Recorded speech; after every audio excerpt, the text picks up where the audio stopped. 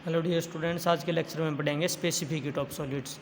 तो एक तो होती है हीट कैपेसिटी और एक होती है स्पेसिफिक हीट कैपेसिटी। तो हीट कैपेसिटी और स्पेसिफिक हीट कैपेसिटी में डिफरेंस ये होगा, अगर पर ग्राम कोई चीज़ लेके चले तो स्पेसिफिक हीट नॉर्मली क्या आपकी हीट कैपेसिटी। तो ये कह रहा है कि स्पेसिफिक हीट को कैसे डिफाइन करेंगे। कोई सबस्टांस आपका 1 ग्राम, उसका टेम्परेचर बढ़ाना आपको 1 डिग्री सेल्सियस, तो उसके लिए जितनी हीट देनी पड़ेगी उसको बोलेंगे स्पेसिफिक हीट, या हीट एनर्जी जितनी दे रहे हैं। तो स्पेसिफिक हीट को कैसे डिफाइन करेंगे। Specific heat of a substance is defined as the heat energy absorbed by 1 unit mass of the substance to raise its temperature by 1 degree. While measuring the specific heat, either volume or pressure is kept constant. तो हम CV या CP लेते हैं इसके according है कि volume constant है या प्रेशर। लेकिन नॉर्मल जो सॉलिड्स की बात करें तो हम मोस्टली वॉल्यूम कांस्टेंट लेते हैं। तो इसको लेकर चलेंगे CV curly q by curly T 8 constant volume. तो एनर्जी में चेंज, हीट एनर्जी कितनी दी, corresponding to 1 degree change in temperature. तो हीट एनर्जी और टेम्परेचर का चेंज ही एक तरह से अगर 1 ग्राम के लिए लेके चल रहे तो स्पेसिफिक हीट, अगर 1 ग्राम की कंडीशन नहीं है वैसे सबस्टांस है तो नॉर्मल हीट कैपेसिटी बोलेंगे। तो करली क्यों ये आपका थर्मोडायनेमिक्स फर्स्ट लॉ इसके according curly E plus P D V हो जाएगा करली टी। तो curly E by curly T 8 V, क्योंकि नॉर्मली जो प्रोसेस है उसके पार्शियल डेरिवेटिव हम लेके चलते हैं, उसके अंदर आपका डी वी क्या हो जाएगा, 0 हो जाएगा। तो curly E by curly T 8 constant volume V. तो सब्सक्रिप्ट लगाइए वी, ये शो करती है कि आपकी वॉल्यूम क्या है, कॉन्स्टेंट है। ये कह रहा है कि whenever energy is added to a solid, solid में अगर एनर्जी ऐड कर दिया, हीट ऐड कर दी, the energy in its occurs in 2 ways. तो 2 वेज में ये यूज हो गया आपकी। Firstly energy use to vibrate the lattice, जो वाइब्रेशंस हैं उसको क्या कर रहे हैं, एक्साइट करने में। या दूसरा क्या कह सकते हैं कि free electrons in metals and semiconductor में भी एक्साइटेड टू हायर लेवल्स। दूसरा हो सकता है कि या आपके सेमीकंडक्टर में या मेटल्स में जो आपके इलेक्ट्रॉन्स हैं उनको क्या करेंगे, लोअर लेवल से हायर लेवल पे क्या कर देंगे, लोअर लेवल से हायर लेवल तक आपके ट्रांजिट कर देंगे। 2 तरह से यूज कर। तो स्पेसिफिक हीट जो सॉलिड की उसको लिखते हैं सी लैटिस प्लस सी इलेक्ट्रॉनिक। ये तो इलेक्ट्रॉनिक की थी दूसरी वाली, जो इलेक्ट्रॉन्स को जब नॉर्मली मान सकते हैं वैलेंस बैंड से कंडक्शन बैंड में लेके गए। और पहले वाला क्या है, लैटिस वाइब्रेशंस में यूज हो रही है तो उसको कहेंगे सी लैटिस। तो इलेक्ट्रॉनिक जो कंट्रीब्यूशन हो वेरी स्मॉल है, इसलिए हम क्या लेके चलते हैं, सॉलिड की स्पेसिफिक को सी लैटिस की टर्म में लेके चलते हैं। तो इसके अंदर आता है कि डुलंग एंड पेटिटला, इसी ने कैलकुलेट किया था सबसे पहले। तो vibrational energy of A particle पर डिग्री ऑफ फ्रीडम कितनी होती है, के टी, स्मॉल के इंटू टी। तो ये होती है वाइब्रेशनल एनर्जी एक लैटिस की पर डिग्री ऑफ फ्रीडम। अगर टोटल एनर्जी ऑफ वाइब्रेशन की निकालें एक क्रिस्टल की जिसके अंदर एन आइडेंटिकल एटम्स हैं, तो ये हो जाएगा हमारा E = 3n KT। क्योंकि किसी क्रिस्टल के लिए हम क्या मान के चलते हैं कि उसके अंदर आपके 3n डिग्रीज ऑफ फ्रीडम है, तो 3n KT टोटल हो गया एक क्रिस्टल के लिए एनर्जी E। ये टोटल। तो CV निकालना है, curly E by curly T, V E निकाल लिया हमने यहाँ पर 3n KT। अगर T के विद रिस्पेक्ट करोगे डिफरेंशिएट कॉन्स्टेंट वॉल्यूम पे तो T हट जाएगा यहाँ से 3nk, ठीक है। तो 3nk बच गया, n इंटू के को लिख सकते हैं R। तो R की वैल्यू यहाँ पर पुट कर देंगे और ये रिजल्ट आ जाएगा आपका 24.9 जूल पर मोल पर केल्विन। और ये कांस्टेंट वैल्यू होगी और ये आपकी इंडिपेंडेंट ऑफ टेम्परेचर होगी। तो कुछ एक्सपेरिमेंटल फैक्ट्स हैं यहाँ पर आपके। At room temperature heat capacity is independent of temperature, इसी इक्वेशन की बात कर रहे हैं हम। और एक इसके इक्वल होगी आपकी 3R 24.9, इसकी वैल्यू आपकी 8 पॉइंट समथिंग होती है R की वैल्यू। ये गैस कांस्टेंट होता है आपका R, तो यहाँ से वैल्यू पुट कर दोगे 24.9 जूल पर मोल पर केल्विन। या इसको अगर चेंज कर देंगे कैलोरी में तो 4.2 से डिवाइड कर दो, 5.96 कैलोरी पर डिग्री पर मोल अप टू मेल्टिंग पॉइंट तक है इसके। R आपका यूनिवर्सल गैस कांस्टेंट हो गया, इसको बोलते हैं Dulong and Petit law. At low temperature CV begins to fall tends to 0 as T approaches. ये T इंक्रीज कर रहा है, T और कैपेसिटी हीट, ये स्पेसिफिक हीट कैपेसिटी CV और टेम्परेचर के बीच में है ग्राफ। अगर टेम्परेचर डिक्रीज करेंगे तो ये आपका 0 की तरफ अप्रोच करेगा और ये यहाँ पे T³ लॉ को फॉलो करेगा। Heat capacity follows T³ law near 0 kelvin. तो अगर स्मॉल टेम्परेचर वहाँ पे T³ लॉ फॉलो करेगा, एक बार सैचुरेशन आ जाएगी फिर इंक्रीज करेगा आपका। यहाँ पर हम कह सकते हैं कि आपका कॉन्स्टेंट है एक तरह से इस पीरियड पे। इसी वैल्यू को दिखा रहा है 5.96 कैलोरी पर डिग्री पर मोल को। In case of magnetic solids, there is a large contribution to the heat capacity over the temperature range where magnetic moments becomes ordered। तो ये क्या कह रहा है कि मैग्नेटिक और सॉलिड्स की बात करें तो वहाँ पर हीट कैपेसिटी जो है लार्ज रेंज टेम्परेचर रेंज के ऊपर क्या करेगी, ऑर्डर्ड हो जाएगी। और उसके कारण क्या हो जाएगा, एक राइज आ जाएगा, उसमें बड़ा राइज आ जाएगा, मतलब यहाँ तक कांस्टेंट चल रही थी, यहाँ आके राइज आ गई लगभग मेल्टिंग पॉइंट तक, तो ये फिक्स चलेगा, उसके बाद इंक्रीज हो जाएगा। तो मैग्नेटिक सॉलिड्स की बात आती है, तो इसके लिए आपका क्या हो जाएगा, ये चेंज हो जाएगा।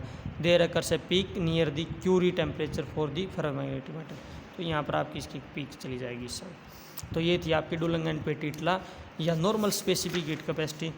और इसके बाद हम पढ़ेंगे classical theory of specific heat. अब इसकी क्लासिकल थ्योरी पढ़ सकते हैं या इसको बोल सकते हैं कि classical theory of Dulong and Petit law. ये डुलंग एंड पेटिट लॉ था जिसने स्पेसिफिक हीट बताई थी, इसी के अकॉर्डिंग आपके लॉ चेंज होते जाएंगे। इसकी पहले क्लासिकल थ्योरी आ जाएगी, फिर क्वांटम थ्योरी आ जाएगी, इसी में चेंज होते चलेंगे। तो सबसे पहले इसकी क्लासिकल थ्योरी, और इसी को बोल देते हैं classical theory of specific heat due to vibrating lattice.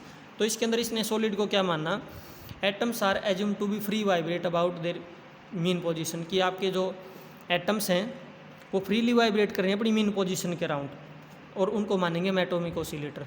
और जो एटॉमिक ऑसिलेटर मान के चलेंगे which vibrate independent of all other atoms, तो वो इंडिपेंडेंट है एक दूसरे से, कोई डिपेंडेंसी नहीं है, वाइब्रेट कर रहे हैं। तो इसके लिए हम हीट कैपेसिटी कैलकुलेट करेंगे। एनर्जी ऑफ थ्री डायमेंशन में लेके चलेंगे। एटम को क्या माना हमने, एटॉमिक ऑसिलेटर। तो थ्री डायमेंशनल हार्मोनिक ऑसिलेटर जो होगा मास m का और एंगुलर फ्रिक्वेंसी ओमेगा, उसकी एनर्जी क्या होगी, p²/2m plus half of m omega square. ये थ्री डायमेंशन में तो x² plus y² plus z², ठीक है, इसको बोल सकते हैं half of m omega square into Q²। ये रियल में हुक्स के अकॉर्डिंग जो निकालते हैं हम energy total, p²/2m plus half kx², ठीक है, kinetic energy plus potential energy निकाल हाफ kx²। ये k होता है आपका m ओमेगा स्क्वेयर के बराबर, x² y², इसको मान लिया हमने Q²। तो p मोमेंटम ओवर Q होगी आपकी डिस्प्लेसमेंट, ये होगी आपकी एनर्जी। अब ये क्या है, बोल्ट्जमैन डिस्ट्रीब्यूशन लॉ के अकॉर्डिंग एवरेज एनर्जी निकालेंगे हम हार्मोनिक ऑसिलेटर की। हार्मोनिक ऑसिलेटर की जो एवरेज एनर्जी होगी वो होगी आपकी, ये हो जाएगा आपका integration energy E exponential of -e/kT, जो हमने पहले -hμ/kT या h/kT होता है इंटू डी, ठीक है। अब यहाँ पर हो गया एक्सपोनेंशियल -e/kT सेम डी, ऊपर वाले में ई मल्टीप्लाई होगा और नीचे क्या होगा, इसको नॉर्मलाइज करने के लिए करते हैं हम ये काम, सिर्फ एक्सपोनेंशियल वाली टर्म से आपका ये डिवाइड हो जाएगा। तो इक्वेशन 1 और 2, ये इक्वेशन 1 थी और ये 2 थी। इसके अंदर हम ई की ये वैल्यू पुट कर देंगे यहाँ पर, तो ये value as it is exponential में क्या चला जाएगा आपका e/kT, ई की क्या वैल्यू है p²/2m/kT फर्स्ट टर्म। अब एक्सपोनेंशियल में 2 टर्म होगी, एक इसके कोरस्पॉन्डिंग एक इसके कोरस्पॉन्डिंग, और माइनस पहले ही था -m⍵02 Q²/2kT², ये ω02 आपका यहाँ पे /2kT dp इंटू dq। नीचे सिर्फ एक्सपोनेंशियल फर्स्ट टर्म के साथ -p²/2m/kT एक्सपोनेंशियल -m⍵02 Q²/2kT या हाफ ऑफ m⍵02 Q², और kT से डिवाइड हो गया। तो ये टर्म आपकी एक्सपोनेंशियल वाले ऊपर नीचे सेम है और ये ई से मल्टीप्लाई है। अब आगे इसका सोल्यूशन कैसे होगा, ये टर्म क्या करेंगे हम, जो आपकी p²/2m के साथ भी मल्टीप्लाई और हाफ m⍵² Q² के साथ भी मल्टीप्लाई, तो इसके साथ अलग कर देंगे और प्लस कर देंगे फिर इसके साथ। तो पहले तो होगा p²/2m के साथ ये एक्सपोनेंशियल जो सेम था, नीचे एक्सपोनेंशियल सेम प्लस, फिर ये हो जाएगा जो दूसरी टर्म थी हाफ m⍵02 Q², जो ये दूसरी टर्म है ये, फिर इसके साथ एज इट इज मल्टीप्लाई, नीचे वही एक्सपोनेंशियल। अब क्या हो गया, हमने p वाली टर्म को अलग कर दिया, -∞ टू +∞, तो p²/2m dp वाला एज इट इज रह गया। इसमें जो ये q वाला पार्ट है ना, ये वाला, ये ऊपर नीचे सेम है एक्सपोनेंशियल, q वाला कैंसिल आउट हो जाएगा p के विद रिस्पेक्ट, प्लस दूसरे में क्या रहेगा, q की टर्म है, हमने q के विद रिस्पेक्ट कर दिया, तो p वाली टर्म कैंसिल आउट हो जाएगी, सिर्फ q वाली बच जाएगी। अब ये क्वेश्चन नंबर 3 तक इजीली पहुंच गए। अब यहाँ पर जाने के बाद क्या है, नॉर्मली हमने 2 फैक्टर्स को पुट किया है, इसके अंदर आपका p²/2m/kT, इसको हमने पुट कर दिया α², इसके अंदर अब m⍵02 Q²/2kT, इसको पुट कर दिया β², तो ये क्वेश्चन इजीली सोल्व हो जाएगी। p²/2m/kT को α² पुट किया, अगर हम kT से डिवाइड और मल्टीप्लाई कर दें तो ये वैल्यू क्या हो जाएगी α², तो इक्वेशन क्या होगी kT outside -2 +∞ α² exponential of -α² dα by -2 +∞ exponential of -α² into dα। इधर हो जाएगा kT इंटू β², क्योंकि इसको बीटा पुट किया, कि वही kT से डिवाइड मल्टीप्लाई करना पड़ेगा, क्योंकि इसके अंदर है kT, यहाँ नहीं है, तो इससे आ जाएगा ये टर्म। ये आपके स्टैंडर्ड इंटीग्रल्स होते हैं, exponential of alpha square into exponential of minus alpha square into D alpha root pi by 2। और अगर इसके साथ आपका के अल्फा स्क्वायर मल्टीप्लाई नहीं है तो रूट पाई। तो कहने का मतलब के टी के साथ ऊपर तो मल्टीप्लाई हो गया रूट पाई बाई 2 और नीचे वाला सिर्फ एक्सपोनेंशियल अल्फा स्क्वायर मल्टीप्लाई नहीं है तो रूट पाई। पुट कर दो, रूट पाई से रूट पाई कैंसिल आउट, के टी बाई 2 प्लस के टी बाई 2, तो एनर्जी क्या आ गई के टी। तो टोटल एनर्जी निकल गई। तो अगर एनर्जी निकल गई, अब यही एनर्जी निकाली हमने टोटल 3 के टी। लेकिन हम क्या मानते हैं कि कोई भी एटम है या क्रिस्टल है उसको कंप्लीटली डिफाइन करेंगे इन एटम्स के लिए, तो 3n उसके अंदर क्या होंगे डिक्रीज ऑफ फ्रीडम, तो एनर्जी हो जाएगी 3n ई बार 3n के टी।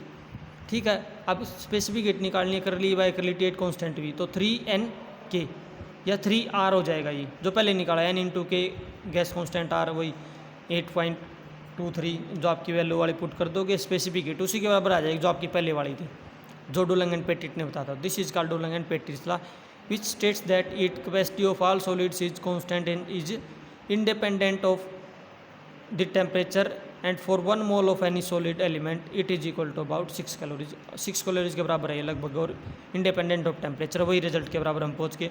तो क्लासिकल थ्योरी आपकी गुड एग्रीमेंट में किसके साथ, observe heat capacity for number of solids including metals को तो हाई टेम्परेचर पे और एट रूम टेम्परेचर पे। लेकिन ये क्या कर रहा है, अगर this theory can not explain that why in low temperature range specific heat of all this substance is found to approach to zero. लेकिन लो टेम्परेचर पे एक प्रॉब्लम क्या है कि लो टेम्परेचर के अंदर आपकी जो स्पेसिफिक हीट है वो जीरो को अप्रोच कर रही है, ये एक्सप्लेन नहीं होता आपका क्लासिकल थ्योरी में। ये हम नेक्स्ट हमारे लेक्चर में हम सोल्व करेंगे। क्वांटम थ्योरी जो होगी आपकी डुलंग एंड पेटिट लॉ की, या इसी क्वांटम थ्योरी को हम दूसरा नाम भी देते हैं Einstein theory of specific heat.